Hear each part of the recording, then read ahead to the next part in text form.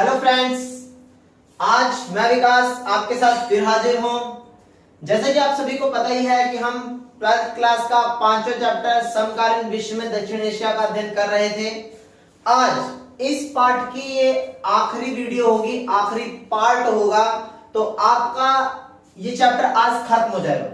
Last जितने भी part हुए हैं उनका लिंक आपको डिस्क्रिप्शन में मिल जाएगा, आप वहां जाके लास्ट पार्ट्स को देख सकते हैं। बढ़ते हैं हम आज की क्लास के लिए। आज कुछ ऐसे हैं जो भारत और पड़ोसी देशों के साथ संबंधों को बयां करेंगे। हम एक एक करके भारत और पाकिस्तान के साथ कैसे कैसे संबंध, भारत और नेपाल के साथ, भारत और बांग्लादेश के साथ, अनेक जो हमारे पड़ोसी देश हैं दक्षिण एशिया में, उनके साथ भारत के कैसे संबंध रहे, और एक अपने क्षेत्रीय संगठन सैप्टा सार्क का भी अध्ययन करेंगे कि वे कैसे अपनी भूमिका निभाते। तो दोस्तों, एक बार दोबारा से मैं आपका स्वागत करता हूं, मैं विकास। तो चलते हैं कि चैप्टर में क्या है। सबसे पहले अगर हम संबंधों की बात करें तो सबसे पहले हम संबंधों में पढ़ेंगे भारत और पाकिस्तान के संबंध। किसके संबंध? भारत और पाकिस्तान के संबंध। अगर हम भारत और पाकिस्तान के संबंधों की बात करें तो भारत और पाकिस्तान के संबंध 2 या 3 अर्थों में देखे जा सकते हैं। पहला अर्थ यह है कि भारत और पाकिस्तान के संबंध अच्छे कैसे हैं। तो भारत और पाकिस्तान के संबंध अच्छे कैसे हैं, तो आप ऐसे बता सकते हो कि भारत और पाकिस्तान के संबंध पहले तो अच्छे ऐसे हैं कि दोनों के ही बीच 1960 में एक सिंधु जल संधि हुई थी, जो वर्ल्ड बैंक के द्वारा करवाई गई थी, जिससे दोनों के संबंध बहुत अच्छे नजर आते हैं।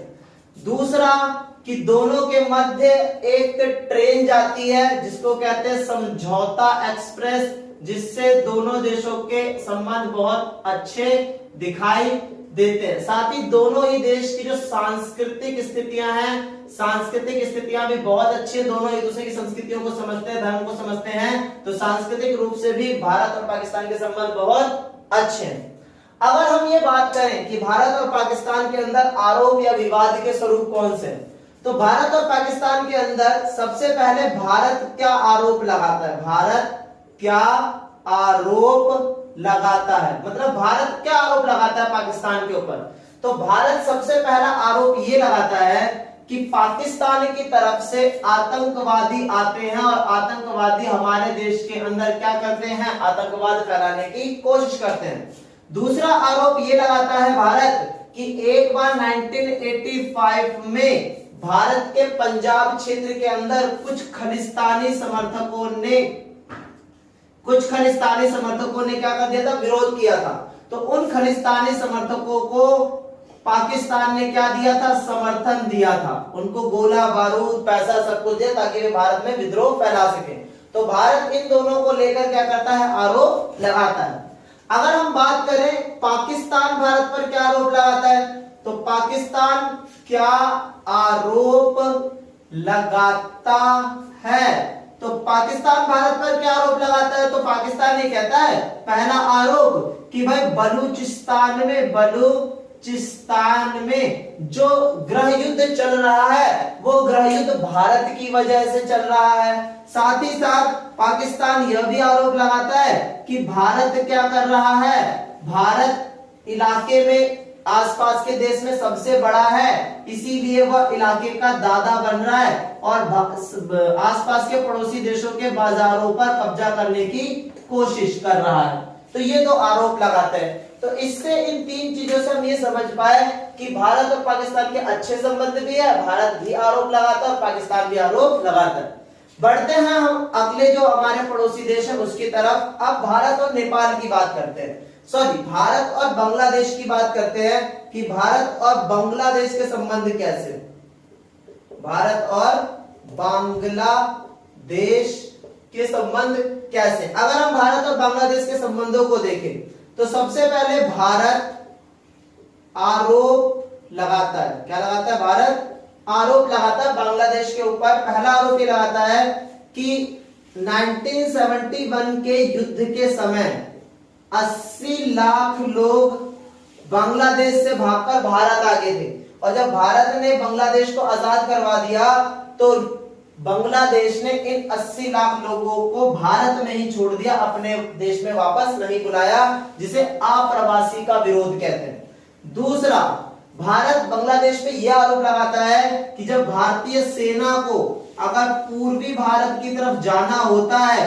तो बांग्लादेश पूर्वी भारत की तरफ भारत को जाने से रोक देता है, कई बार अपने क्षेत्र से जाने नहीं देता। अब अगर बात करें कि बांग्लादेश क्या आरोप लगाता है, बांग्लादेश क्या आरोप लगाता है भारत पर, तो बांग्लादेश आरोप क्या लगाता है? पहला आरोप तो ये कि बांग्लादेश में एक जगह है चट्टगांव, तो चट्टगांव में क्या है, विद्रोह उत्पन्न होता रहता है, कभी कभी गृह युद्ध जैसी स्थिति हो जाती है। तो चट्टगांव में जो गृह युद्ध की स्थिति है, बांग्लादेश का ये कहना है कि ये भारत यहाँ पे बढ़ावा देता है चट्टगांव के अंदर, कि वहां पे गृह युद्ध होता रहे। दूसरा, कभी कभी बांग्लादेश ये कहता है कि भारत उनके प्राकृतिक जो संसाधन है उन पर भारत क्या करना चाहता है, कब्जा करना चाहता है। तो बांग्लादेश भारत पे आरोप लगाता है कि भारत क्या कर रहा है, हमारे प्राकृतिक संसाधनों पर कब्जा करने की कोशिश कर रहा है। बट अगर दोनों के ही अंदर अच्छे संबंधों को देखा जाए तो भारत और पाकिस्तान में बहुत सारे, भारत और बांग्लादेश के अंदर काफी सारे अच्छे संबंध भी देखने को मिलते हैं। अच्छे संबंध के रूप में पहला आप देखो कि दोनों ही पूर्व चलो नीति का समर्थन करते हैं, दोनों ही देश। दूसरा, अगर आप देखोगे तो दोनों ही देश ने सैफ्टा एग्रीमेंट पर साइन कर लिया, सैफ्टा समझौते पर साइन कर लिया है, जिससे दोनों देशों के संबंध बहुत अच्छे दिखाई देते हैं। अब इसके बाद हम अगले देश के संबंध को देखते हैं। अब है देश आपका हमारा नेपाल, कि भारत और नेपाल के संबंध कैसे हैं, भारत और नेपाल के संबंध कैसे हैं। तो भारत और नेपाल के संबंध बहुत अच्छे हैं, बहुत अच्छे भी हैं, आरोप भी है, प्रत्यारोप भी है। अगर भारत और नेपाल के अच्छे संबंधों की व्याख्या करें तो सबसे पहले अच्छे संबंध में आप देखोगे तो दोनों में वीजा फ्री पॉलिसी है, मतलब वीजा फ्री पॉलिसी है। भारत और नेपाल के लोग बिना किसी वीजा के इधर उधर आ जा सकते हैं। साथ ही साथ भारत और नेपाल के सांस्कृतिक संबंध भी अच्छे हैं, और सांस्कृतिक संबंध अच्छे हैं। साथ ही साथ भारत नेपाल के साथ काफी सारा व्यापार भी करता है, जिससे दोनों देशों के संबंध बहुत अच्छे नजर आते हैं। साथ ही साथ अगर देखें कि भारत नेपाल पर आरोप क्या लगाता है, भारत नेपाल पर आरोप क्या लगाता है, भारत आरोप क्या लगाता है, पहला आरोप तो ये लगाता है नेपाल के ऊपर कि जो नेपाल है अब वो किसके समर्थन में जा रहा है, चीन के समर्थन में जा रहा है, जो भारत को अच्छा लगता नहीं है। इसीलिए भारत आरोप लगाता है कि नेपाल चीन की तरफ जाकर भारत के खिलाफ साजिश रच रहा है। दूसरा, काफी बार भारत ये आरोप लगाता है कि नेपाल के अंदर जो माओवादी हैं अब वो हमारे भारत में देश में आके उग्रवाद फैलाने की कोशिश कर रहे हैं, और नेपाल उनके ऊपर कोई कार्रवाई नहीं करता। साथ ही साथ नेपाल भी काफी आरोप लगाता है, ऐसा नहीं है कि भारत के ऊपर कोई आरोप नहीं है, नेपाल भी काफी सारे आरोप लगाता है। और नेपाल पहला आरोप तो यही लगाता है कि जो भारत है वो उनके प्राकृतिक संसाधनों पर कब्जा करने की कोशिश कर रहा है। और दूसरा ये कि नेपाल क्या है, नेपाल एक लैंड लॉक्ड कंट्री है। क्या है, लैंड लॉक्ड कंट्री है, चारों तरफ से बंद है भूमि से। तो उनका ये कहना है कि भारत उनको समुद्र का एक्सेस नहीं देता, समुद्री क्षेत्र तक जाने से रोक देता है। इस तरीके से हमने भारत और नेपाल का भी देखा संबंध कैसे हैं कैसे नहीं। अब हम छोटा स्थिति देखते हैं, क्या भारत और भूटान के संबंध अच्छे हैं? तो हाँ, भारत और भूटान के संबंध बहुत अच्छे हैं। ठीक है, भारत और भूटान के संबंध इसलिए अच्छे हैं क्योंकि भूटान के अंदर आज जितना भी इंफ्रास्ट्रक्चर डेवलप्ड हो रहा है उसमें से 80% जो इंफ्रास्ट्रक्चर है वो भारत ही डेवलप्ड कर रहा है। भूटान की जो सीमा है उसकी सुरक्षा भारत करता है, क्योंकि भूटान के पास अपनी कोई सेना नहीं है। इससे दिखता है कि भारत और भूटान के बहुत अच्छे संबंध है। क्या भारत और श्रीलंका के संबंध बहुत अच्छे हैं? तो भारत और श्रीलंका के संबंध भी बहुत अच्छे हैं। क्यों? श्रीलंका क्या है, भारत के साथ इतना अच्छा संबंध रखता है कि उन्होंने free trade area SAFTA, South Asia free trade area जिसको सैफ्टा कहते हैं, उस पर एग्रीमेंट कर दिया है ताकि दोनों के संबंध अच्छे रहे, दोनों ही मुक्त तौर पे व्यापार कर सके। साथ ही साथ दोनों ही देश व्यापार को बढ़ावा देते हैं, सांस्कृतिक विरासतों को बढ़ावा देते हैं और एक दूसरे के साथ दोनों एक दूसरे की समस्या को समझकर आगे बढ़ने की कोशिश करते हैं। साथ ही साथ भारत और मालदीव के संबंध कैसे हैं? भारत और मालदीव के संबंध भी बहुत अच्छे हैं। एक बार क्या हुआ था कि मालदीव के अंदर श्रीलंका के कुछ उग्रवादी जा रहे थे वहां पे हमला करने के लिए, तो मालदीव ने भारत से सहायता मांगी और मालदीव की भारत ने तत्काल सहायता करी और मालदीव को बचा लिया, जिससे संबंध बहुत अच्छे नजर आते हैं। बट अगर हम बात करें तो संबंधों की तो बात हो गई, दिखने में बहुत अच्छा भी लगा, कुछ स्तर पर हमने आरोप भी देखे, पर इन सारे देशों ने मिलकर, जो हमारे साउथ एशिया में देश आते हैं, उन सारे देशों ने मिलकर एक छोटा सा कोशिश की कि जो संबंध खराब हो रहे हैं हम उन संबंधों को अच्छा क्यों ना कर लें। तो उन समस्त स्थितियों को सुधारने के लिए इन्होंने क्या किया, 1985 में एक संगठन बनाया जिसे कहते हैं SARC, सार्क। ठीक है, जब 1985 के अंदर इन्होंने एक संगठन बनाया सार्क। जो संगठन बना सार्क वो क्या है, south Asia association, south Asia association for regional corporation. क्या है, रीजनल कॉर्पोरेशन। तो इस नाम का एक संगठन बनाया ताकि दक्षिण एशिया के सारे जो क्षेत्रीय देश हैं, जो आस पड़ोस के देश हैं, वो आपस में मिलकर कॉर्पोरेशन करके अपना विकास कर सके। परंतु ये ज्यादा लंबे समय तक चल नहीं पाया क्योंकि इनमें कुछ समस्या थी, क्योंकि भारत और पाकिस्तान जब भी कभी आमने सामने बैठा करते थे तो इनकी मीटिंग कभी भी सफल नहीं हुई और इसी मीटिंग ना सफल होने के कारण ही देश में क्या हुआ, स्थितियां बेकार हो गई और आसपास के पड़ोसी देश अच्छे से व्यवहार ना कर सके। परंतु फिर भी इन्होंने अपनी कोशिशों को छोड़ा नहीं। इन्होंने 2002 के अंदर, कब, 2002 के अंदर एक और एग्रीमेंट करवाने की कोशिश की जिसे कहते हैं SAFTA, SAFTA agreement. SAFTA agreement क्या है, south Asia free trade area.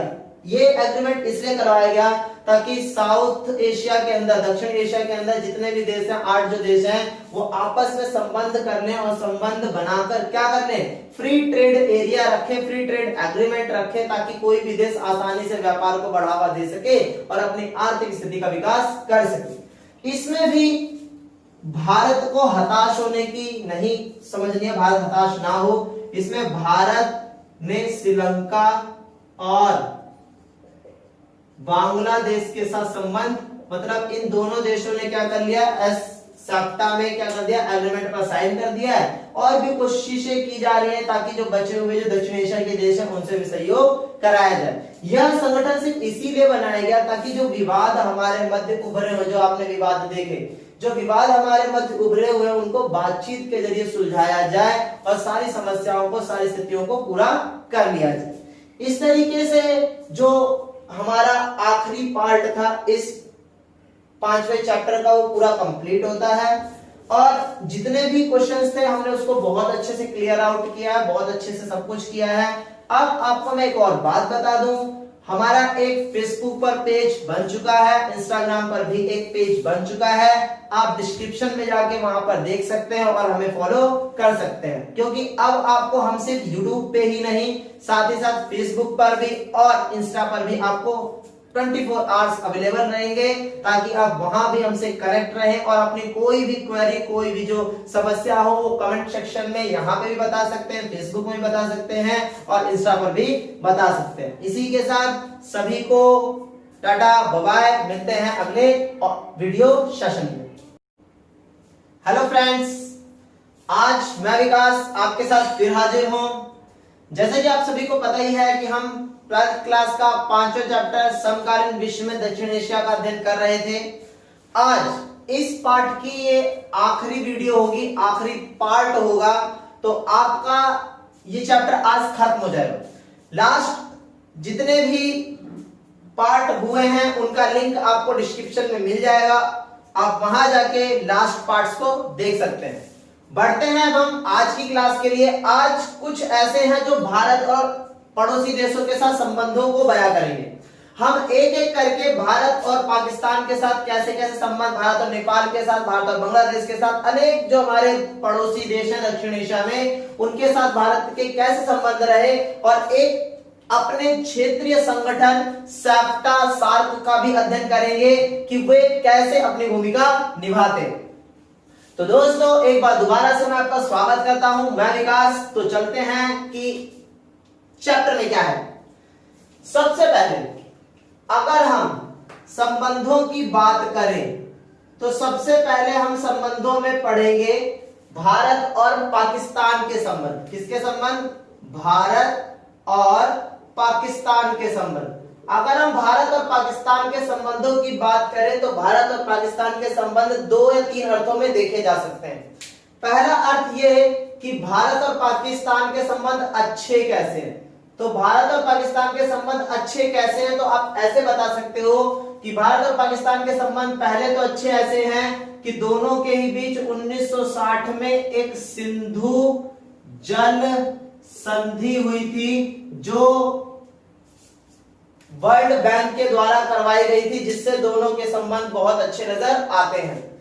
दूसरा कि दोनों के मध्य एक ट्रेन जाती है जिसको कहते हैं समझौता एक्सप्रेस, जिससे दोनों देशों के संबंध बहुत अच्छे दिखाई देते हैं। साथ ही दोनों ही देश की जो सांस्कृतिक स्थितियां हैं, सांस्कृतिक स्थितियां भी बहुत अच्छी है। दोनों एक दूसरे की संस्कृतियों को समझते हैं, धर्म को समझते हैं, तो सांस्कृतिक रूप से भी भारत और पाकिस्तान के संबंध बहुत अच्छे हैं। अगर हम ये बात करें कि भारत और पाकिस्तान के अंदर आरोप या विवाद के स्वरूप कौन से हैं, तो भारत और पाकिस्तान के अंदर सबसे पहले भारत क्या आरोप लगाता है? भारत क्या आरोप लगाता है, मतलब भारत क्या आरोप लगाता है पाकिस्तान के ऊपर? तो भारत सबसे पहला आरोप ये लगाता है कि पाकिस्तान की तरफ से आतंकवादी आते हैं और आतंकवादी हमारे देश के अंदर क्या करते हैं? आतंकवाद फैलाने की कोशिश करते हैं। दूसरा आरोप ये लगाता है भारत कि एक बार 1985 में भारत के पंजाब क्षेत्र के अंदर कुछ खालिस्तानी समर्थकों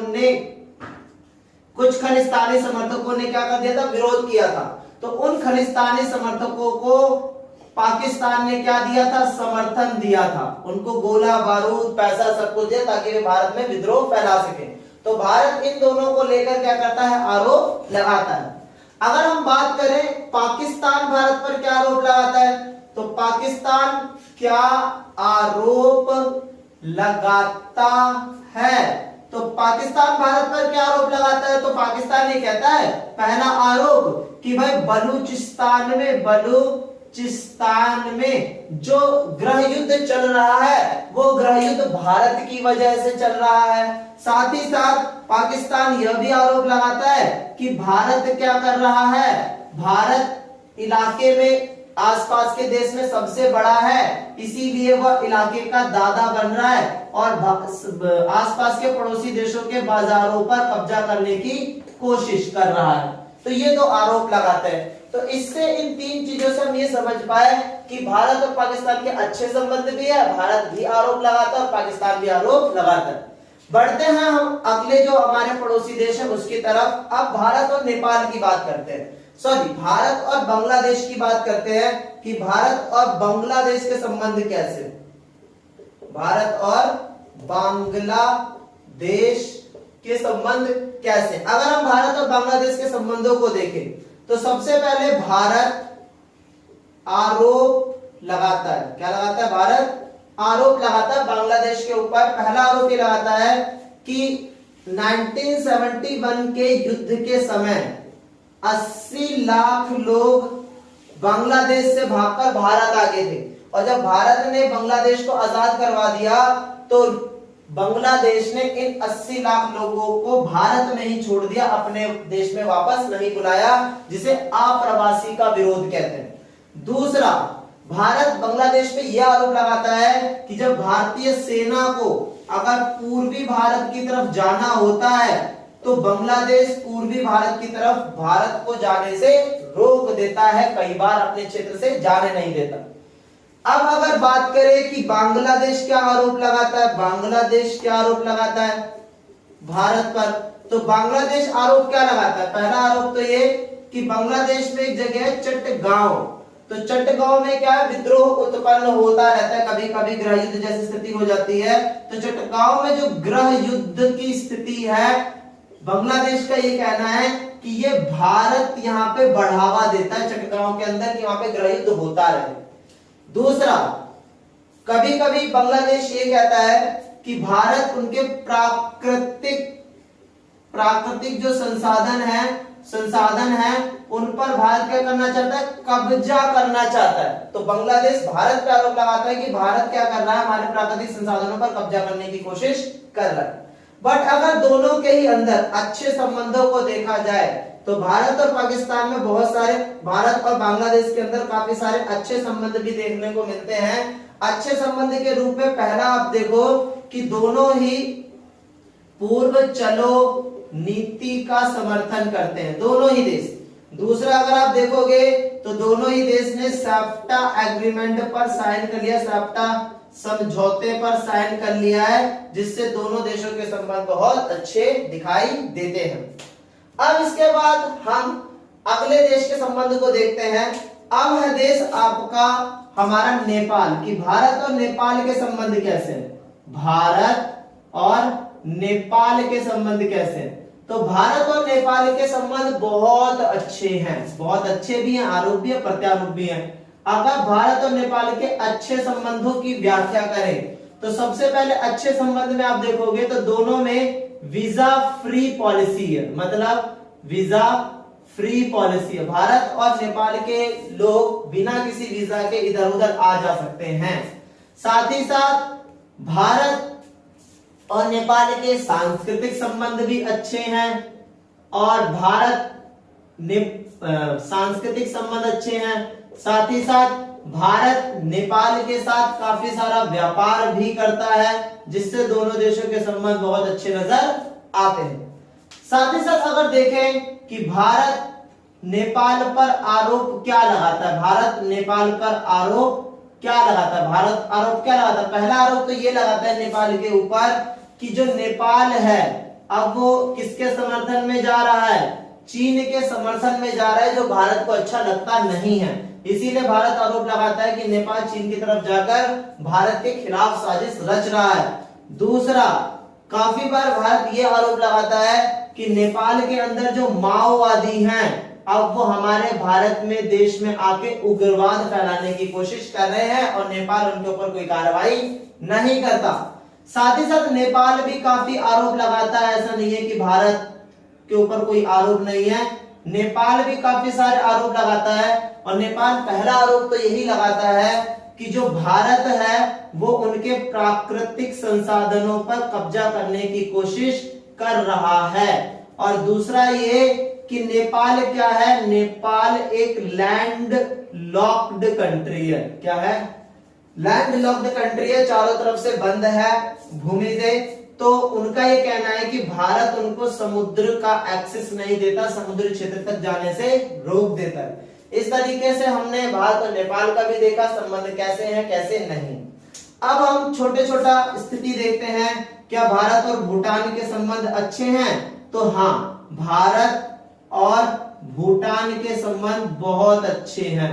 ठीक है, भारत और भूटान के संबंध इसलिए अच्छे हैं क्योंकि भूटान के अंदर आज जितना भी इंफ्रास्ट्रक्चर डेवलप्ड हो रहा है उसमें से 80% जो इंफ्रास्ट्रक्चर है वो भारत ही डेवलप्ड कर रहा है। भूटान की जो सीमा है उसकी सुरक्षा भारत करता है, क्योंकि भूटान के पास अपनी कोई सेना नहीं है। इससे दिखता है कि भारत और भूटान के बहुत अच्छे संबंध है। क्या भारत और श्रीलंका के संबंध बहुत अच्छे हैं? तो भारत और श्रीलंका के संबंध भी बहुत अच्छे हैं। क्यों? श्रीलंका क्या है, भारत के साथ इतना अच्छा संबंध रखता है कि उन्होंने free trade area SAFTA, South Asia free trade area जिसको सैफ्टा कहते हैं, उस पर एग्रीमेंट कर दिया है ताकि दोनों के संबंध अच्छे रहे, दोनों ही मुक्त तौर पे व्यापार कर सके। साथ ही साथ दोनों ही देश व्यापार को बढ़ावा देते हैं, सांस्कृतिक विरासतों को बढ़ावा देते हैं और एक दूसरे के साथ दोनों एक दूसरे की समस्या को समझकर आगे बढ़ने की कोशिश करते हैं। साथ ही साथ भारत और मालदीव के संबंध कैसे हैं? भारत और मालदीव के संबंध भी बहुत अच्छे हैं। एक बार क्या हुआ था कि मालदीव के अंदर श्रीलंका के कुछ उग्रवादी जा रहे थे वहां पे हमला करने के लिए, तो मालदीव ने भारत से सहायता मांगी और मालदीव की भारत ने तत्काल सहायता करी और मालदीव को बचा लिया, जिससे संबंध बहुत अच्छे नजर आते हैं। बट अगर हम बात करें तो संबंधों की तो बात हो गई, दिखने में बहुत अच्छा भी लगा, कुछ स्तर पर हमने आरोप भी देखे, पर इन सारे देशों ने मिलकर, जो हमारे साउथ एशिया में देश आते हैं, उन सारे देशों ने मिलकर एक छोटा सा कोशिश की कि जो संबंध खराब हो रहे हैं हम उन संबंधों को अच्छा क्यों ना कर लें। तो उन समस्त स्थितियों को सुधारने के लिए इन्होंने क्या किया, 1985 में एक संगठन बनाया जिसे कहते हैं SARC, सार्क। ठीक है, जब 1985 के अंदर इन्होंने एक संगठन बनाया सार्क। जो संगठन बना सार्क वो क्या है, south Asia association, south Asia association for regional corporation. क्या है, रीजनल कॉर्पोरेशन। तो इस नाम का एक संगठन बनाया ताकि दक्षिण एशिया के सारे जो क्षेत्रीय देश हैं, जो आस पड़ोस के देश हैं, वो आपस में मिलकर कोऑपरेशन करके अपना विकास कर सके। परंतु ये ज्यादा लंबे समय तक चल नहीं पाया क्योंकि इनमें कुछ समस्या थी, क्योंकि भारत और पाकिस्तान जब भी कभी आमने सामने बैठा करते थे तो इनकी मीटिंग कभी भी सफल नहीं हुई और इसी मीटिंग ना सफल होने के कारण ही देश में क्या हुआ, स्थितियां बेकार हो गई और आसपास के पड़ोसी देश अच्छे से व्यवहार ना कर सके।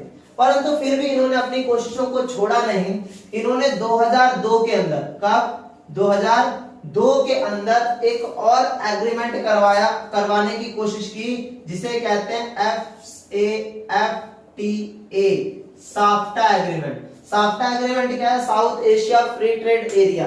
ये एग्रीमेंट इसलिए करवाया गया ताकि साउथ एशिया के अंदर, दक्षिण एशिया के अंदर जितने भी देश हैं, 8 जो देश हैं, वो आपस में संबंध करने और संबंध बनाकर क्या करने, फ्री ट्रेड एरिया रखे, फ्री ट्रेड एग्रीमेंट रखे, ताकि कोई भी देश आसानी से व्यापार को बढ़ावा दे सके और अपनी आर्थिक स्थिति का विकास कर सके। इसमें भी भारत को हताश होने की नहीं समझनी है, भारत हताश ना हो। इसमें भारत ने श्रीलंका और बांग्लादेश के साथ संबंध, मतलब इन दोनों देशों ने क्या कर लिया, साफ्टा में क्या कर दिया, एग्रीमेंट पर साइन कर दिया है और भी कोशिशें की जा रही हैं ताकि जो बचे हुए जो दक्षिण एशिया के देश हैं उनसे भी सहयोग कराया जाए। यह संगठन सिर्फ इसीलिए बनाया गया ताकि जो विवाद हमारे मध्य उभरे हुए, जो आपने विवाद देखे, जो विवाद हमारे मध्य उभरे हुए उनको बातचीत के जरिए सुलझाया जाए और सारी समस्याओं को, सारी स्थितियों को पूरा कर लिया जाए। इस तरीके से जो हमारा आखिरी पार्ट था इस 5वें चैप्टर का, वो पूरा कंप्लीट होता है और जितने भी क्वेश्चंस थे हमने उसको बहुत अच्छे से क्लियर आउट किया है, बहुत अच्छे से सब कुछ किया है। अब आपको मैं एक और बात बता दूं, हमारा एक फेसबुक पर पेज बन चुका है, इंस्टाग्राम पर भी एक पेज बन चुका है। आप डिस्क्रिप्शन में जाके वहां पर देख सकते हैं और हमें फॉलो कर सकते हैं, क्योंकि अब आपको हम सिर्फ यूट्यूब पे ही नहीं, साथ ही साथ फेसबुक पर भी और इंस्टा पर भी आपको 24 आवर्स अवेलेबल रहेंगे ताकि आप वहां भी हमसे कनेक्ट रहें और अपनी कोई भी क्वेरी, कोई भी जो समस्या हो वो कमेंट सेक्शन में यहाँ पे भी बता सकते हैं, फेसबुक में भी बता सकते हैं और इंस्टा पर भी बता सकते हैं। इसी के साथ सभी को टाटा बाय बाय, मिलते हैं अगले वीडियो सेशन में।